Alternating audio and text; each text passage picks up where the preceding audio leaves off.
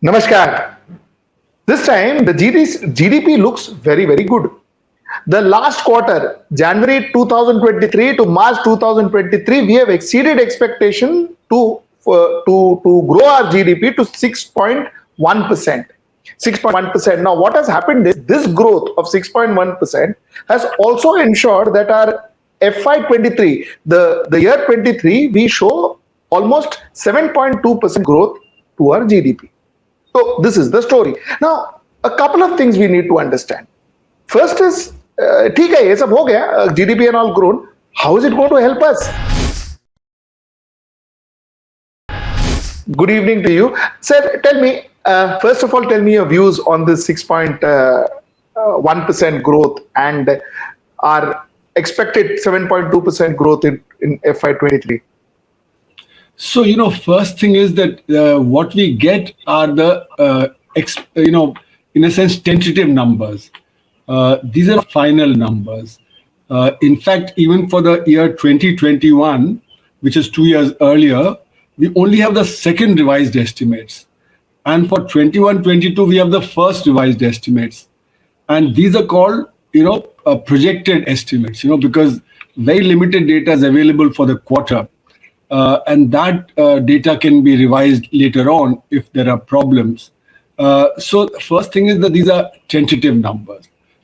Second thing is that these numbers have exceeded our expectations because everybody was thinking that the economy may slow down given the supply bottlenecks internally and globally, given the high inflation because of which the poor people's demand was coming down.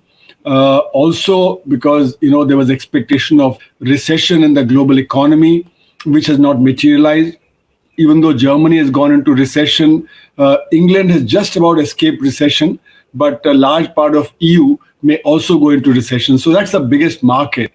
The US has avoided recession also at the moment, but given the problems that the economy is facing, the debt crisis, etc., that is coming up, it may also head into a recession. So given all that, it was expected that the Indian economy would slow down further.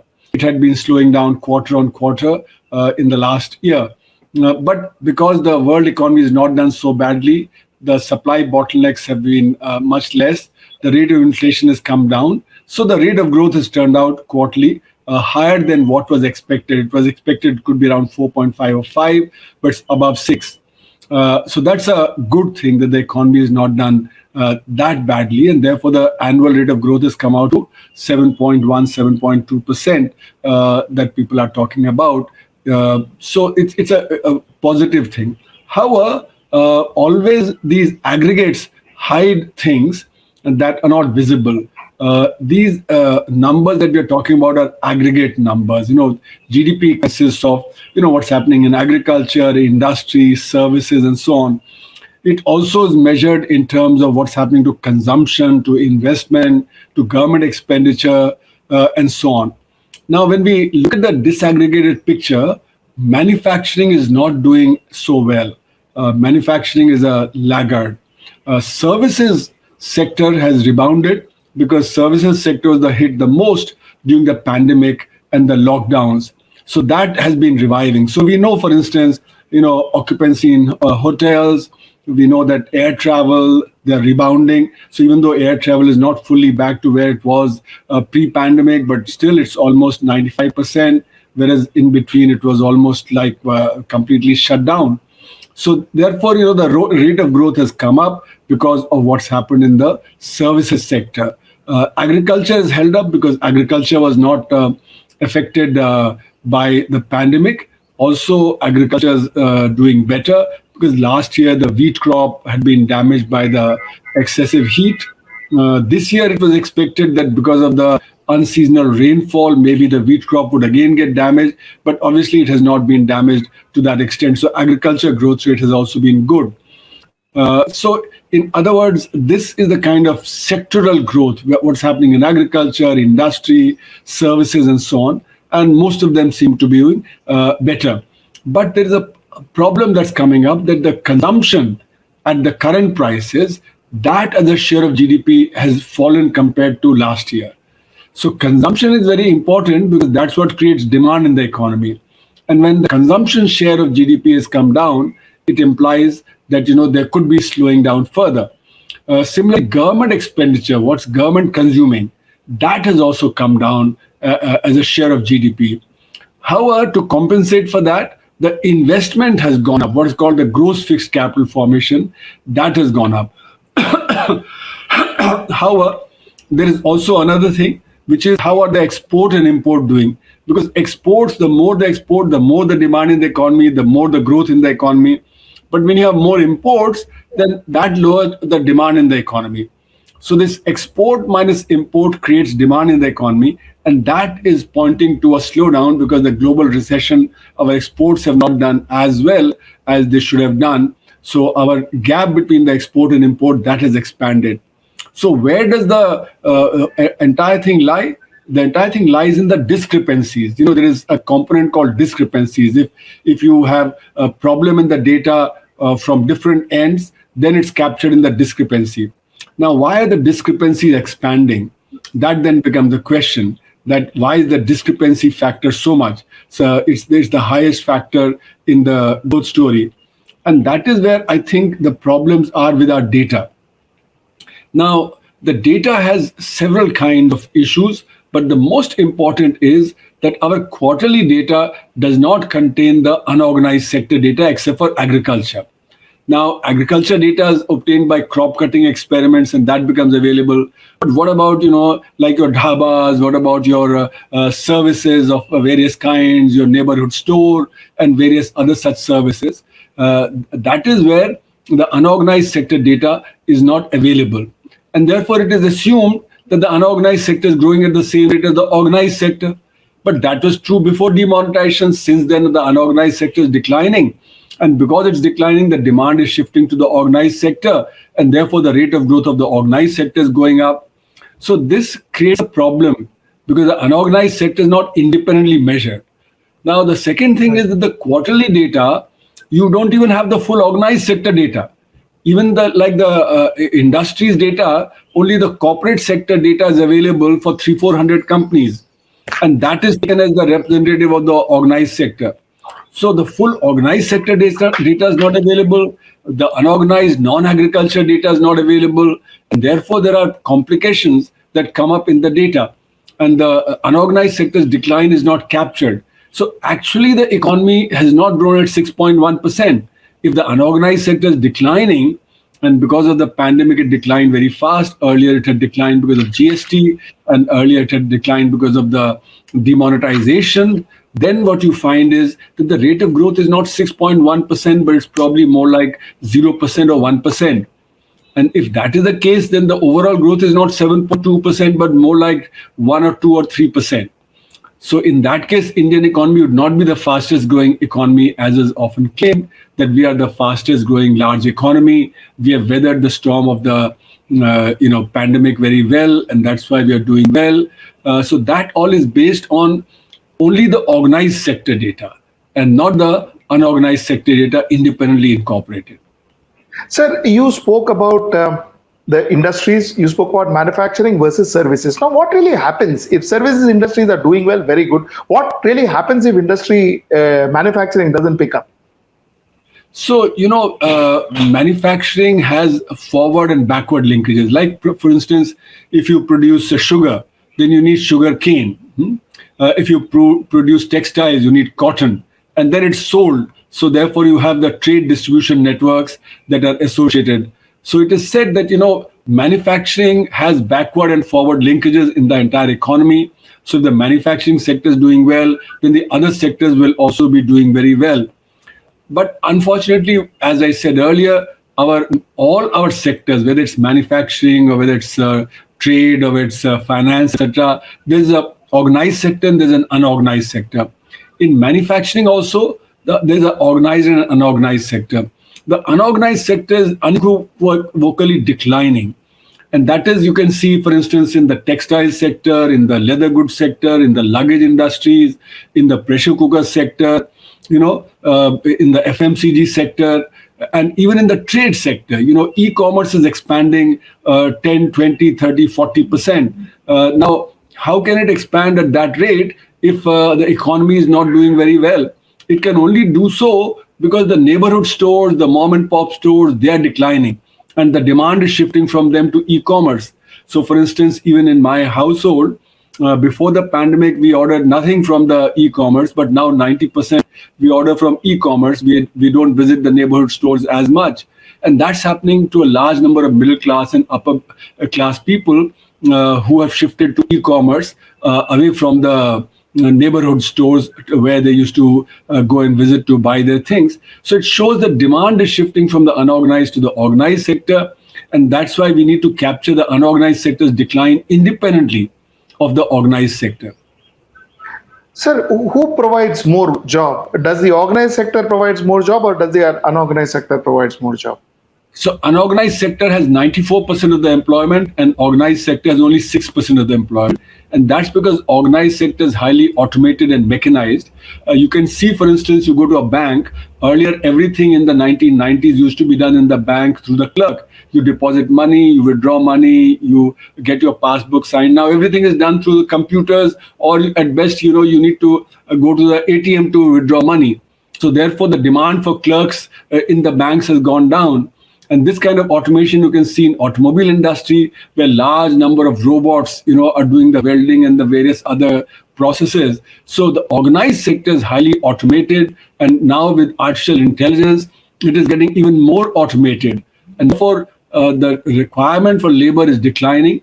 And that's why in the report that we produced on employment and unemployment, we showed that in India, 320 million Indians have some kind of proper work, but 270 million don't have proper work, and 190 million have stopped looking for work because they're not getting work. So they may be working at home, but they're not working in the market for money. So therefore, the problem of unemployment is acute because of the growing, mechanization and use of technology and artificial intelligence and so on. So we are facing a huge problem of employment. Sir, isn't that the reason why possibly our economy is the fastest growing economy? Our GDP now is kind of, overestimated, and in fact, doing better than what we estimated. I'm sorry, not overestimated, but doing better than what we estimated. And of course, but end of the day, the unemployment remains as is. In fact, it's growing, isn't it? So what exactly does GDP mean to a common man? So, as I said, the economy is being overestimated because we are not counting the unorganized sector independently. We are assuming that the unorganized sector is growing at the same rate as the organized sector. Now, that was true before the pandemic, before the demonetization, but that is not true after the time of demonetization. And we are using the organized sector as a proxy for the unorganized sector, which is incorrect because a declining sector is being represented by a rising sector. So what word you used to begin with, that we are overestimating the GDP. So what we are saying is 7.2% is more likely close to 1% or 0%, rather than 7%. So the economy is barely growing. And the evidence for that is that even before the pandemic, our economy had slowed down from 8% rate of growth quarterly to 3.1% rate of growth. So therefore, in a sense, that sign of the slowdown was pre-pandemic, and the pandemic then affected it and affected the unorganized sector even more. And that's why what I'm saying is that the rate of growth is overestimated. And because of the mechanization that's there in the organized sector, or shift in demand from the unorganized sector to the organized sector, the unemployment situation has become very acute. And this problem is more acute in the age group of 15 to 29, the youth. The more educated they are, the more the unemployment. And amongst women, the women's labor force participation rate is down to about 25%. So only 25% women who are eligible to go to work in the age group of 15 to 64 are in the workforce. The rest are outside it. They want to work, but they're not getting work. Youth is looking for jobs appropriate to their skills, but they're not getting it. And that's why in 2016, in UP, there were 360 jobs of peons, for which 23 lakh people applied, of which 380 were PhDs and 2 lakh were BTech, MTech, BCom, MCom. You can imagine the frustration in the youth that they've done MTech, they've done MCom, and they're applying for a peon's job. They've done a PhD and they're applying for a peon's job. So there's huge amount of frustration among the youth, and that's a very difficult thing for the youth. Sir, there has been a lot of talk about the methodology of calculation of GDP. What was before, the methodology used before and the methodology used now. They say it's different. Sir, can you explain to me what exactly is this difference? No, so what I'm saying is that there should be a difference, but they're not making that difference because they're measuring the unorganized sector using the organized sector data, and even the full organized sector data is not available for the quarterly data. Okay, now in 2015 they had changed the base of GDP calculation. Because see, the GDP consists of large number of items, like you have typewriters or you have computers. A car of today is very different from a car of yesterday, or a car of the 1960s. So therefore, you have to upgrade your GDP. So therefore, the series which calculate the GDP, that is changed from time to time, every almost 10 years. So the earlier series was 2004-5. This series was 2011-12. A new series should have come by now, but because of the pandemic, a new series is not being constructed as yet. Now, the changes that have been introduced, the big change that was introduced was that how to measure the industrial sector and the corporate sector and so on. So earlier we did not have full data. So the government said we are going to use the Ministry of Corporate Affairs data because companies are supposed to be registered. Now the Ministry of Corporate Affairs data that was used is called the MCA 21 database series. Okay. And they said that earlier this data, even though this data was available from 1990 onward, but this data was not being used because they said the series had not stabilized. But in the budget itself from 2006 onward, this MCA 21 database was being used. And then the number of companies registered under MCA 21 kept changing.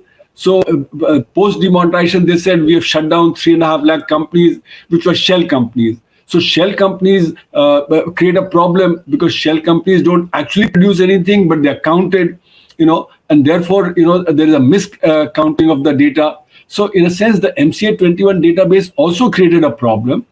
The next problem that they faced was that it showed that the rate of growth post 2014-15 was less than the growth during the UPA period. So that was not palatable to this government. And therefore, they rejected the series and they said that, we will make our own. And then the Niti Aayog came up with a series which showed that the rate of growth during the UPA one period was less than what was being shown by the, modified series that the commission had recommended. So in other words, there were a lot of problems and there were missing companies. So there were lakhs of missing companies, which had misspecified where they were. Now, if the companies are misspecifying where they are and what they are producing, then obviously the data will have problem. So therefore, the GDP data, it was pointed out, was having several kinds of problem in the new series, and the government was not able to resolve some of these things.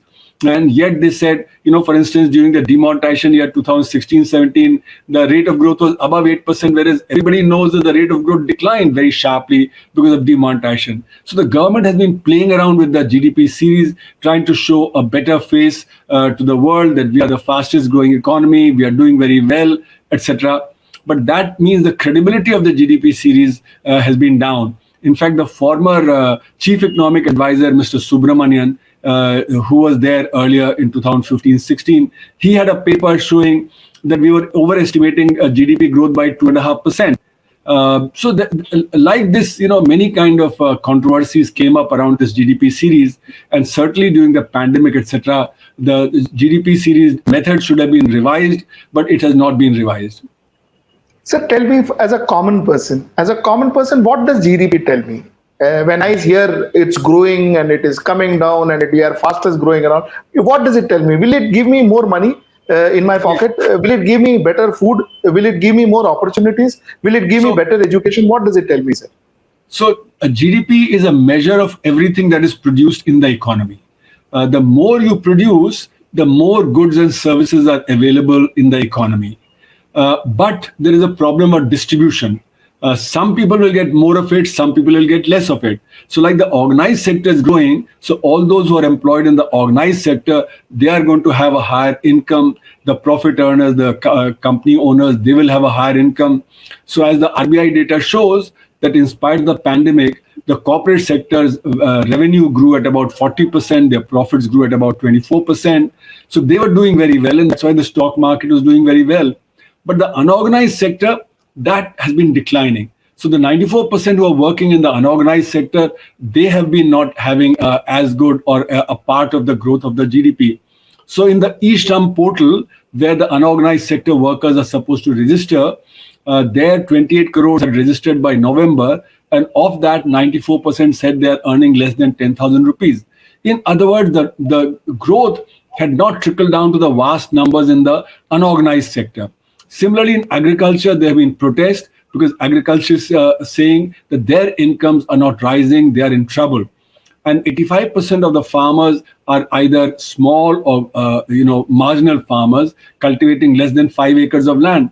And they are the ones who are worst hit because they don't get the benefit of the increase in the production or in the prices. It is the middlemen who take away the bulk of the price or the profit that could have been available to the farmers. So in other words, when GDP grows, yes, goods and services availability increases, but that's cornered by a few, the organized sector, and within that, those who are the owners of businesses and so on.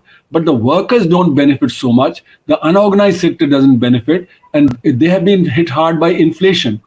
Inflation means that if I bought sugar for 10 rupees a kilo last month, and this month I'm paying 15 rupees a kilo, then 5 rupees is going from my pocket to the businessman and through that to the producer of the sugar.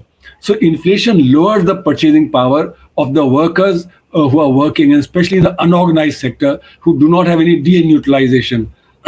So the GDP going up means that some people will do very well, but others may not do that well. It all depends on the nature of distribution in the economy, who gets how much. So it's called, the economic gains. Who's making the gains and who's not making the gains, that depends on your way the economy is functioning, the way your taxation is, the way your technology policy is. That will determine whether everybody will gain or some will gain and some will lose. So long and short, sir, for a common man, it means nothing much. It is good to see, good to read, good to feel good. It actually technically wouldn't mean much. Right, sir? Would I be right in concluding that way? So middle class and upper classes have done very well. Those who invested in the stock market, their wealth has increased, but that's only 3% of the population.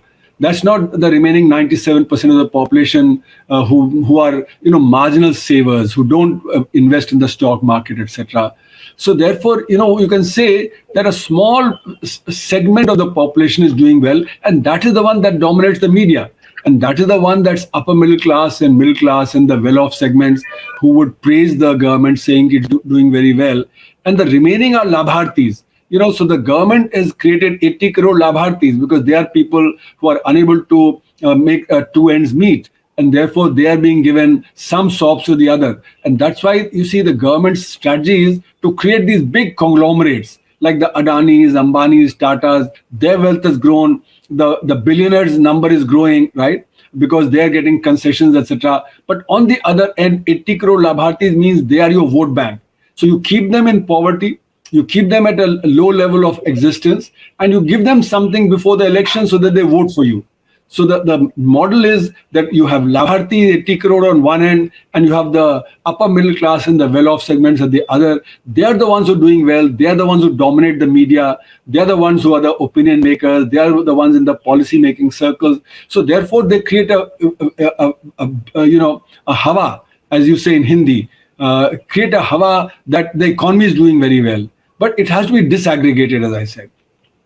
Sir, I have got 1 more minute, so I'll take that. And my last question to you, sir, is India to emerge as a key driver to global and Asian growth, says Morgan Stanley. Your reaction to that, sir? See, Morgan Stanley, I do not give much weight to because they are investors in the stock market.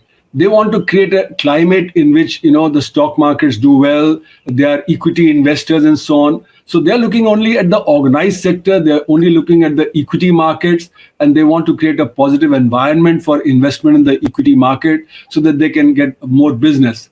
So it's from a business point of view that they are analyzing it, from the organized sector point of view, but they don't represent what's happening to the rest of the economy, which is the vast majority, the 94% in the unorganized sector, the large number of farmers and so on. They don't represent the youth, which is not able to find employment, the frustration that the youth feels. So it's a very limited kind of a report that that is Morgan Stanley's report that came out yesterday. Thank you so much, sir. Thank you so much for your time. Such a pleasure talking to you. So Thanks. you just hearing India's foremost economist, Professor Arun Kumar, on India's GDP. For more such reports, keep in touch. Namaskar.